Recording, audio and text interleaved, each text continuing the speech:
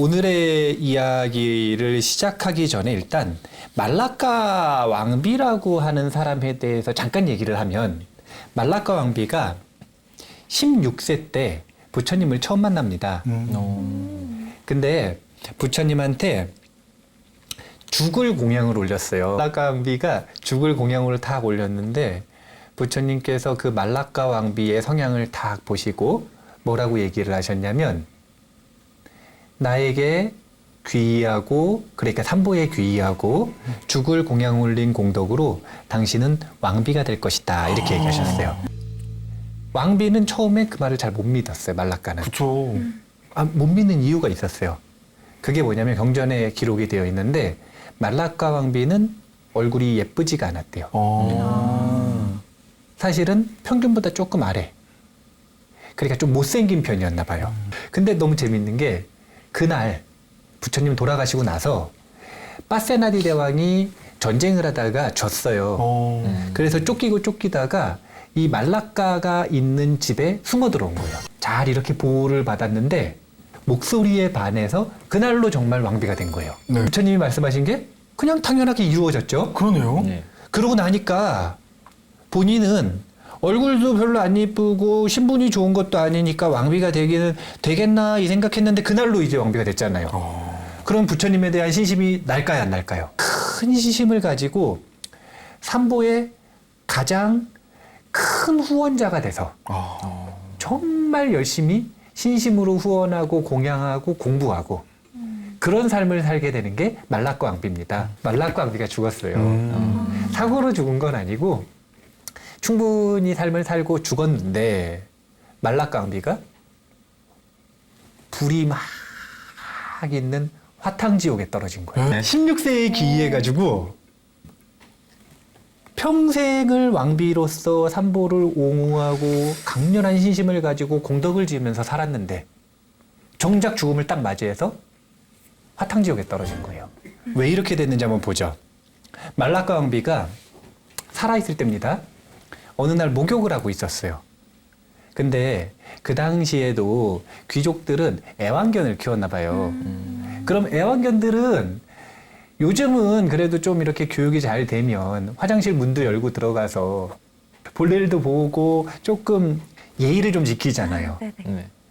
근데 교육이 좀 안 돼 있으면 여기저기 그냥 사실은 애완견들 막 다니잖아요. 맞아요. 그러니까 말라카 왕비가 목욕을 하고 있는데 애완견이 들어와가지고 말라카 왕비 엉덩이 있는 데 와서 막 거기를 이렇게 좋다고 핥는 거예요.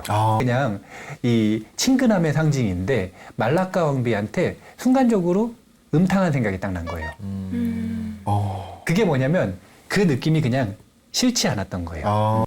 걔가 엉덩이를 핥는데 그냥 뒀어요. 필이면 그때 이렇게 딱 목욕탕이 이렇게 있는데 비치는 목욕탕이란 말이에요. 슬쩍. 근데 밖에서 누가 보고 있었냐면 왕이 보고 있었던 거예요. 약간 다혈질이라.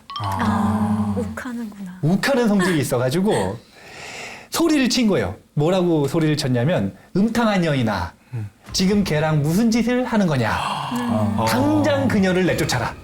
이 말라카 왕비가 남편의 성향을 잘 알잖아요. 정말 다혈질인 거. 네. 네. 그래서 지금 어떻게 모면하지 못하면 자기는 정말 쫓겨날지도 모르는 거예요.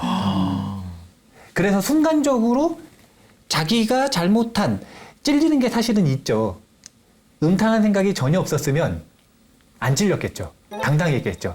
근데 있으니까 그 잘못을 덮기 위해서 이제 적반하장의 작전을 짠 겁니다. 뭐라 그랬냐면, 왕이시여 저는 그런 적이 없습니다. 첫 번째 오리발이죠. 네. 무슨 소리야, 내가 직접 봤는데. 두 번째는 이제 뒤집어 씌우는 거예요. 어떻게 하냐면, 왕이시여 원래 이 유리가 밖에서 보면 두 사람이 둘로 보입니다. 그래서 누가 들어가서 목욕을 하든 그렇게 보입니다. 근데 아까 말라카 왕비의 얼굴 보고 반했다 그랬어요? 목소리 보고 반했다 그랬어요? 목소리요. 목소리에 힘이 있으니까. 왕이 그 말을 순간적으로 화가 나면서도 그럴 수도 있겠다 생각이 딱 드는 거예요. 그때를 딱 치고 들어가서 왕께서 들어와서 목욕을 해보십시오. 제가 밖에서 확인해 보겠습니다. 그래서 역할을 바꿨어요. 와. 그래서 밖에 딱 들어가가지고 왕이 목욕을 딱 하고 있는데 적반하장이죠. 이제 뒤집어 씌우기. 뭐라 그랬냐면 왕이시여 지금 암염소와 염소. 무슨 부정한 짓을 하시는 겁니까? 뿌리를 확 치니까 네. 파세나디 대왕이 나는 혼자인데? 진짜 밖에서는 그럴 수가 있나? 라고 믿어버린 거죠. 근데 그렇소 내가 잘못했어. 그래도 일단 당장 쫓겨나는 위기는 면했죠. 하지만 본인이 16세에 부처님을 처음 만나서 삼보에 귀의하고 5계를 받아 지니면서 천상의 길을 닦고 있는 제가불자인데 5계 중에 하나가 지금 거짓말하지 말라 이거 아니에요. 그리고 이 사음, 삿된 음행을 하지 말라. 이런 것들에 대해서 마음에 걸릴까요, 안 걸릴까요? 그날 본인이 그런 악업을 딱 지어놓고 마음이 너무 찔리니까 이 악업을 덮을 수 있을 만큼 더 큰 공덕을 짓기 위해 평생을 더 노력을 한 겁니다, 사실은. 더 노력을 했어요. 그런데도 분명한 건 남편은 속였는데 스님들과 부처님은 속일 수가 없다라는 걸 분명하게 알고 있는 거예요. 지금 여기 보면 뭔가 핵심이 없죠? 네. 네. 어떻게 해야 될지 모르겠죠? 네. 그게 말라카 왕비의 상태인 거예요. 아직 부처님한테 안 물어봤잖아요. 묻지도 않았고 해결 방법을 연구하지도 않았고 그냥 마음이 그 자신이 지었었던 악업에 대한 수치심과 그것으로 인해 나타날 고통에 대한 두려움에 사로잡혀 있는 거예요, 그냥. 그리고 그거는 공덕을 지으면 괜찮아질 줄 알았는데 정말 위대한 공덕을 많이 지어놓고도 신통력이 있는 스님들 그리고 부처님들 앞에 딱 쓰면 발가벗겨진 것 같은 거예요. 아무리 숨길래야 숨길 수가 없다라는 거. 그걸 뻔히 아니까 그때마다 찔리는 거죠. 그러니까 평생을 그렇게 두려움과 죄책감에 사로잡혀가지고 삶을 산 거예요.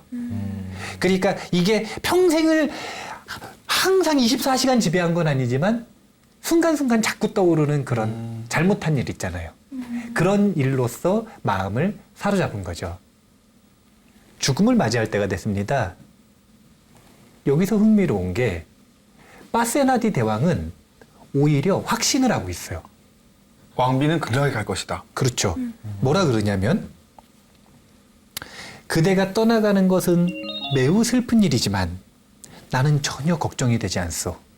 왜냐하면 당신은 누구와도 비교할 수 없을 만큼 엄청난 공덕을 지었고 그리고 항상 삼보전에 공양 올렸고 그리고 항상 삼보에 대한 신심이 깊었고 그리고 항상 5가지 계율을 잘 지켰으니 당신은 당연히 지금 눈을 감자마자 천상에 태어날 것이오.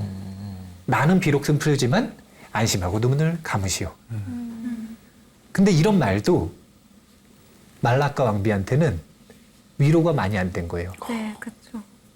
그 말을 듣고 안심했으면 좋았는데 그게 아니라 두려움에 사로잡혀 있었던 거죠. 최후심이 뭐예요, 지금?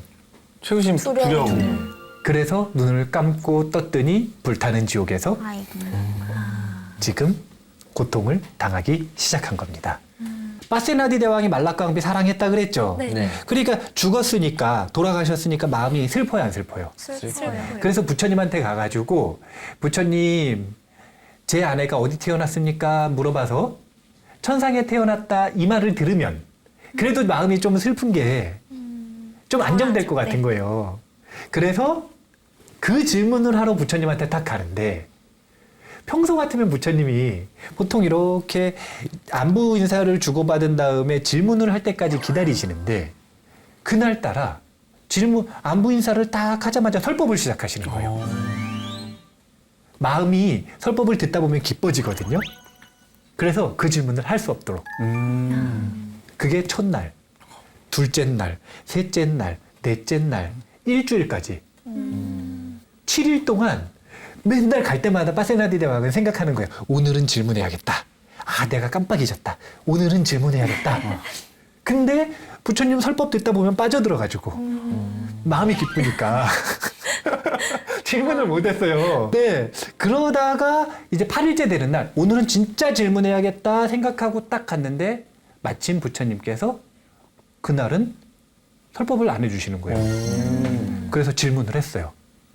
부처님, 제 아내 말라카 왕비는 죽음 뒤에 어느 세계에 태어났습니까? 그러니까 부처님이 뭐라고 하셨냐면 지금 말라카 왕비는 도솔천에 태어나서 천상의 영광을 누리고 있다. 일단은 결론 먼저 얘기를 해야겠네요. 정말로 7일 이후에 화탕지옥에서 8일째 되는 날 도솔천으로 태어났어요. 공덕을 지은 만큼 지옥에서 머물러야 되는 그 많은 기간이 있었지만 그 수많은 공덕 때문에 이 지옥의 수명을 짧게 끝내고 천상으로 갈 수 있었던 거죠. 분명히 대개의 불자들이 돌아가실 때쯤 되면 스님들이나 부처님을 초청했단 말이에요. 근데 초청을 못한 이유가 뭘까요? 부끄러워서. 그렇죠. 죽음의 순간까지도. 이게 바로 사로잡혀 있다라는 거예요. 내가 어떤 특정한 감정이나 번뇌에 사로잡혀 있으면 그렇게 떳떳하질 못한 거죠. 그러다 보니까 스스로는 정말로 진참회가 된 거예요, 안 된 거예요? 안 된 거죠. 안 된 그만큼 그것에 따라 선업도 많이 있고 악업도 많이 있는데 그 중에 악업이 먼저 꽃을 피운 거고 본인이 최우심을 그걸로 선택했으니까. 그리고 대신 그 전에 삶을 통해서 선업을 지은 것이 아무런 쓸모가 없는 게 아니라 그것을 통해서 뭘 했냐면 원래 지옥의 수명은 우리 인간의 기준으로는 거의 무한한데 그걸 일주일 만에 딱 끝낼 수 있었던 거죠. 그렇게 됐음에도 불구하고 거의 무한한 세월 지옥에 있어야 되지만 그걸 딱 일주일 만에 지옥에서의 고통이 끝났다라고 하는 것.